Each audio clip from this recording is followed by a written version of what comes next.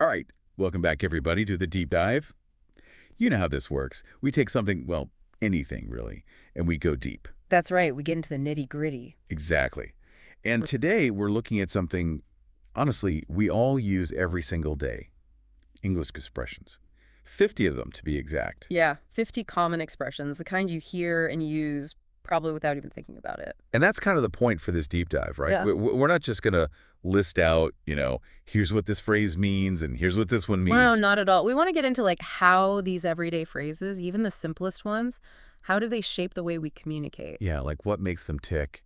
And, I got to admit, when I first saw the list, some of them was like, really? How's it going? We're analyzing that. But then I thought about it. And Well, we say these things all the time, right? But why? Why are these the go-to phrases? that's the question, isn't it? Like, why, how's it going? Why not just say hello? Right. Or, what's up? Yeah. I mean, are we really expecting a detailed rundown of someone's day? Maybe not, no. But think about what these greetings actually do. They're not just about information, they're about connection. So it's more like a social ritual. Yeah, exactly. It's like, hey, I see you, I acknowledge you, let's, interact. And in a way, it sets the tone, doesn't it? Like skipping that part could feel, I don't know, a little abrupt. It can, yeah. It's like jumping right into business without the warm-up. It'd be like starting a workout without stretching first. Yeah, exactly. You need that little bit of small talk, just like you need to stretch before you exercise to get things flowing smoothly. Makes sense. Okay, so we've covered the basics of greetings, the how's it going, the what's up, but there are tons of other expressions that are kind of situation specific, right? Absolutely. And Yeah. we've got a lot of ground to cover in this deep dive. We do. Yeah. So let's maybe jump into a few that, might be especially useful for our listeners. Like I see a bunch that have to do with asking for help. Oh, yeah, those are important ones to master. Being able to ask for help effectively, it makes such a difference in so many situations. It can. Uh-huh. And the list has like, can you help me with this? Hmm. Which is pretty straightforward. It is, yeah. Nice and direct. But there's also, can you do me a favor? Which, that one can be a little trickier, I think.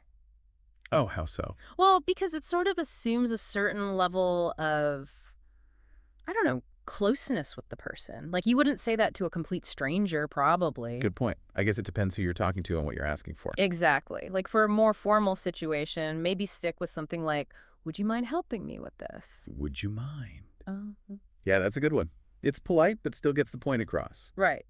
And then on the flip side, you've got ways to express thanks when someone helps you out. Like, I really appreciate it, or that's so kind of you. Oh, yeah, those are essential. And it feels good to say them too, right?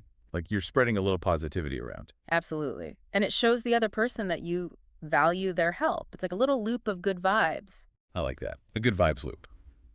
Okay, but then there are those times where maybe you don't have an answer right away or you need a minute to think things over. Oh, yeah, those can be tough, especially when you're put on the spot. They can be.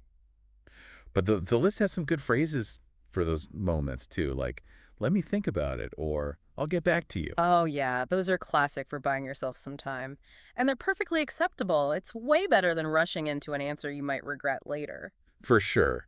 Okay, but here's where things get even more, I don't know, nuanced.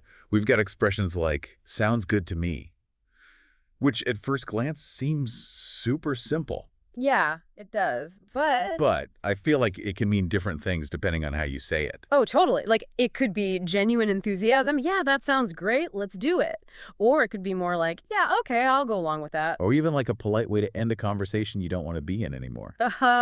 Yeah, there's that too. It's all about the tone and the context. And that's what makes language so fascinating, right? All these little layers of meaning. Exactly. And then there's, I'm not sure about that, which I think is another one that's doing a lot of work under the surface. Oh, for sure. It's way more polite than just flat out saying, no, I disagree. It is.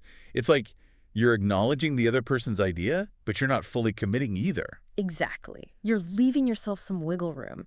And I think that's especially important in English where, a directness can sometimes come across as, well, rude. Oh, absolutely. You got to be careful with that. So Yeah. it's like you're using these softer phrases to avoid conflict and maintain harmony. Exactly. It's all about navigating those social dynamics.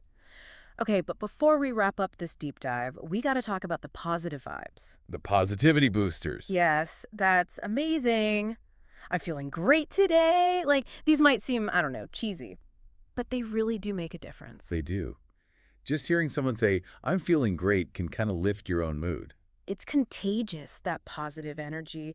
And when you express it genuinely, well, you're not just making yourself feel better, you're probably brightening someone else's day too. So, bottom line for everyone listening, even the simplest expressions have power and they have nuance.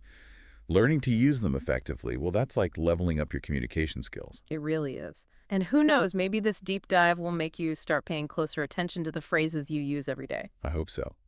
And if you want a challenge, pick a few of the expressions we've talked about today and try them out in your own conversations. See how they change things. How do people react? How do you feel using them? Exactly. It might surprise you how much these little changes can actually impact your interactions.